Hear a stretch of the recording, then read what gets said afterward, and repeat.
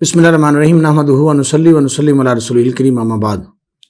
سامعین محترم، 295 کے لحاظ سے ہماری سیریز چل رہی ہے۔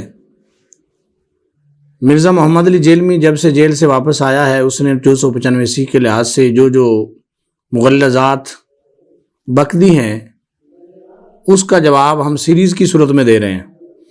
اب تمام لوگوں پر یہ فرض ہے کہ وہ ان تعلیمات کو آگے لوگوں تک پہنچائیں تاکہ لوگوں کے سامنے واضح ہو کہ 295 یہ کتنا سینسٹیو مسئلہ ہے اور ناموس رسالت کا جو غدار ہے اور گستاخ رسول ہے اس کی سزا ہر دور میں امت نے کیا منتخب کیا۔ آج ہم قرآن اور سنت کے بعد اجماع کو لیتے ہیں اور اجماع میں سے صرف اور صرف آج ہم خلفاء راشدین کے زمانے کے لحاظ سے اور خلفاء راشدین کا جو موقف ہے ہم اسے بیان کریں گے۔ یاد رکھیں، گستاخ رسول کو کسی نے بھی معافی نہیں دی۔ ہم اب دیکھتے ہیں کہ سب سے پہلا زمانہ میرے محبوب صلی اللہ علیہ وسلم کا زمانہ ہے، تو اس میں نے واضح طور پر پچھلے ایپیسوڈ کے اندر بیان کیا کہ نبی علیہ السلام نے بہت سارے لوگوں کو خود قتل کروایا اور قتل کا حکم ارشاد فرمایا۔ آ جائیں ذرا حضرت سیدنا صدیق اکبر رضی اللہ تعالیٰ عنہ کا زمانہ، آپ کا موقف کیا ہے؟ یہ میرے پاس ابو داؤد شریف ہے اور ابو داؤد شریف کی یہ حدیث مبارکہ میں آپ کے سامنے بیان کر رہا ہوں۔ ابو داؤد شریف صفحہ نمبر 251 ہے اور جلد نمبر 2 ہے۔ حضرت ابو بکر صدیق رضی اللہ تعالی عنہ کا کیا موقف تھا گستاخ رسول کے حوالے سے، وہ میں آپ کو بیان کرتا ہوں۔ حضرت ابو برزہ کہتے ہیں کہ میرے سامنے حضرت سیدنا صدیق اکبر رضی اللہ تعالیٰ عنہ کے بارے میں ایک شخص نے نازیبہ الفاظ بولے۔ میرا دل یہ چاہا کہ میں اسے قتل کر دوں کہ اس نے خلیفہ رسول صلی اللہ علیہ وسلم کے بارے میں یہ لفظ بولے ہیں، اور لفظ کیا ہیں؟ کہتے ہیں فتغیظ غیظ علی رجل فاشتد علیہ فقلت تأذن لی یا خلیفۃ رسول اللہ صلی اللہ علیہ وسلم۔ کہتے میں نے حضرت ابوبکر صدیق سے کہا کہ مجھے اجازت دیں اس شخص کو میں قتل کر دوں، تو حضرت ابوبکر صدیق رضی اللہ تعالی عنہ نے کیا فرمایا؟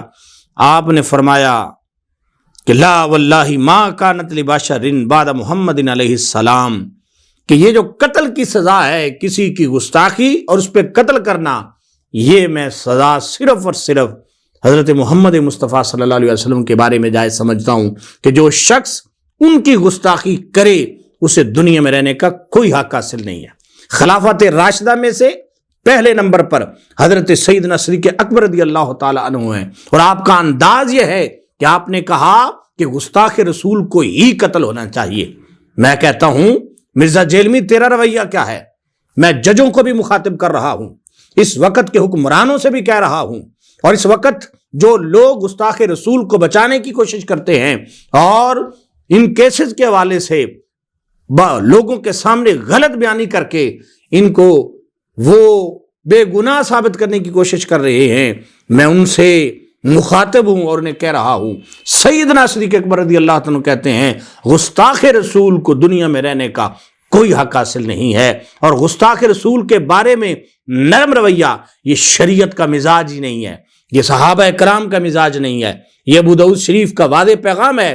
حضرت ابوبکر صدیق رضی اللہ تعالیٰ نے کہا کہ یہ کسی کی گستاخی پہ قتل کرنا یہ صرف اور صرف میرے محبوب صلی اللہ علیہ وسلم کا حق ہے کہ ان کے گستاخ کو دنیا میں رہنے کا کوئی حق حاصل نہیں۔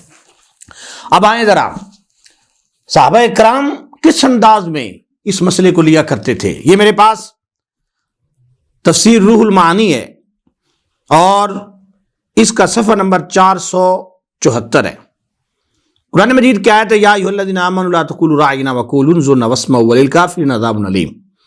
اے ایمان والو، تم محبوب علیہ السلام کی بارگاہ میں راعنا نہ کہا کرو بلکہ انظرنا کہا کرو اور غور سے بات سنا کرو۔ اب یہ قرآن مجید کی آیت نازل ہوئی، وجہ کیا بنی؟ وجہ یہ بنی کہ جو یہودی تھے وہ معاذ اللہ رائنا سے کچھ اور معنی لیتے تھے، معاذ اللہ احمق کا معنی۔ اب رائنا کا ایک معنی وہ تھا جو صحابہ کرام لیتے تھے، صحابہ کرام کے پیش نظر تو یہ تھا کہ ہماری رعایت کرے، ہمیں دوبارہ سمجھا دیں، لیکن وہ یہود اس کو غلط معنوں میں استعمال کرتے تھے۔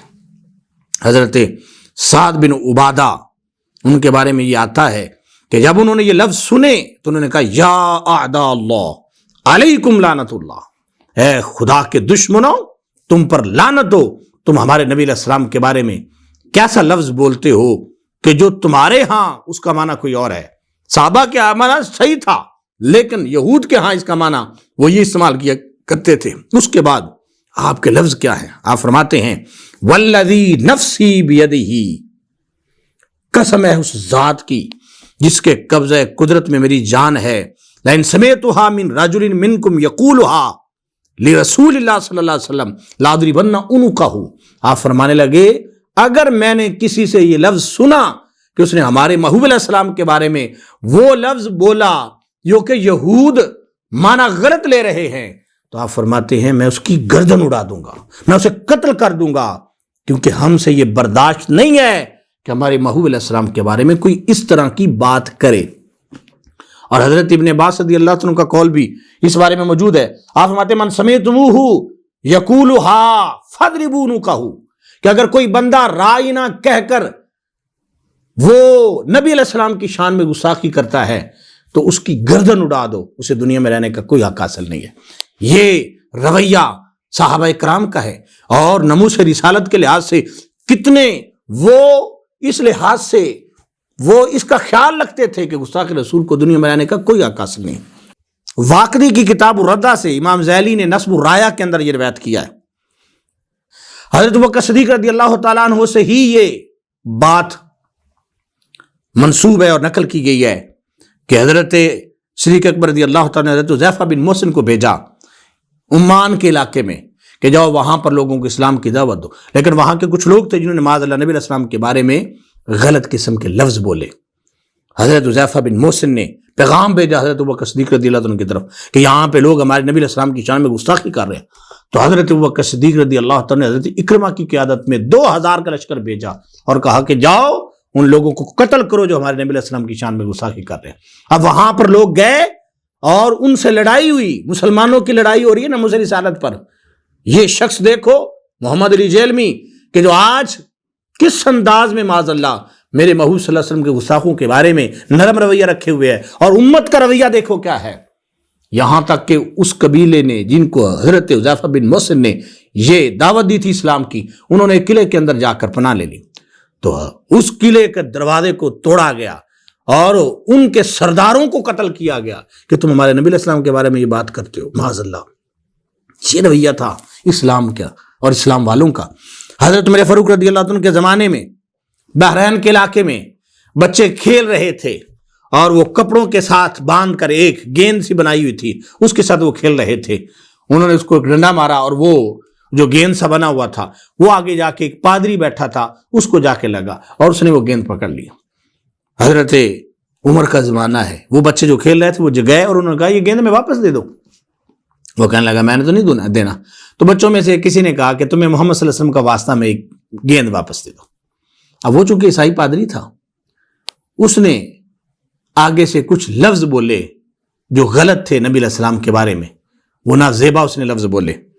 بچوں نے وہیں پر اپنے ڈنڈوں کے ساتھ اس کا کام پورا کر دیا، اسے قتل کر دیا۔ یہ تھا اسلام کا مزاج۔ بچے بھی کتنے غیرت مند تھے، جیلمی تیرے جیسے نہیں تھے، بچے بھی غیرت مند تھے ناموس رسالت کے والے سے۔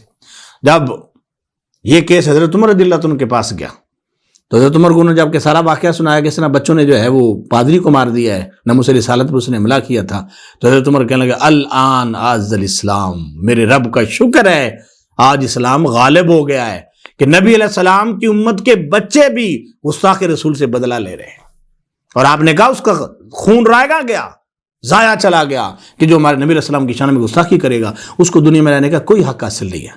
میرے بھائیو، یہ خلافت راشدہ کا زمانہ ہے، اور حضرت علی المرتضیٰ شیر خدا رضی اللہ عنہ خلافت راشدہ میں آپ نے خلافت راشدہ کے اندر آپ کے جو وہ ایک سنہری دور ہے حضرت علی کا بھی، اور آپ کا موقف کیا تھا؟ آپ نے تو بلکہ اس زمانے میں جب نبی علیہ السلام کے دور میں حضرت علی نے کئی لوگوں کو قتل کیا ناموس رسالت پر حملہ کرنے کی وجہ سے، نضر بن حارث کو قتل کیا، حارث بن طلال کو قتل کیا 8 ہجری میں، حویرث کو قتل کیا، اور یہاں تک حضرت علی رضی اللہ تعالیٰ عنہ سے ہی یہ روایت نقل کی گئی ہے جو کہ اسرار مسلول کے اندر صفحہ نمبر 92 پر موجود ہے کہ من سب نبی قتلا، کہ جس شخص نے نبی علیہ السلام کو گالی دی معاذ اللہ اسے قتل کر دیا جائے۔ ابن تیمیہ نے اپنی کتاب کے اندر اس روایت کو نقل کیا ہے کہ حضرت علی کا یہ موقف ہے۔ اب دیکھیں ناظرین یہ شخص کس انداز میں ناموس رسالت کے مسئلے کو اتنا عام کر رہا ہے اور معاذ اللہ عام سا بنا کے پیش کر رہا ہے، جس کی وجہ سے لوگوں کے ذہنوں کے اندر سے ناموس رسالت کا جو امت کا ہر دور کے اندر ایک متفقہ فیصلہ رہا، یہ شکوک و شبہات پیدا کرنے کی کوشش کر رہا ہے۔ اس وقت جو لوگ بھی میری آواز سن رہے ہیں، خدارہ ناموس رسالت کے حوالے سے 295 کے حوالے سے جس انداز میں بھی کردار ادا کرنا چاہتے ہو کرو، کیونکہ یہ دور بڑا عجیب دور ہے اور بڑا خطرناک دور آ گیا ہے۔ اگر ہمارے ہوتے ہوئے میرے محبوب صلی اللہ علیہ وسلم کی ناموس پہ بنا ہوا قانون مگر معاذ اللہ اس کو کچھ ہوتا ہے تو ہم سارے مجرم ہوں گے قیامت کے دن۔ اللہ تعالیٰ ہمیں عمل کی توفیق عطا فرمائے۔ کال کے ایپیسوڈ میں ہم انشاءاللہ بیان کریں گے کہ تمام کے تمام ائمہ کا بھی یہی موقف ہے کہ گستاخ رسول کو دنیا کے اندر رہنے کا کوئی حق حاصل نہیں ہے۔ وما علیہ الا البلاغ المبین۔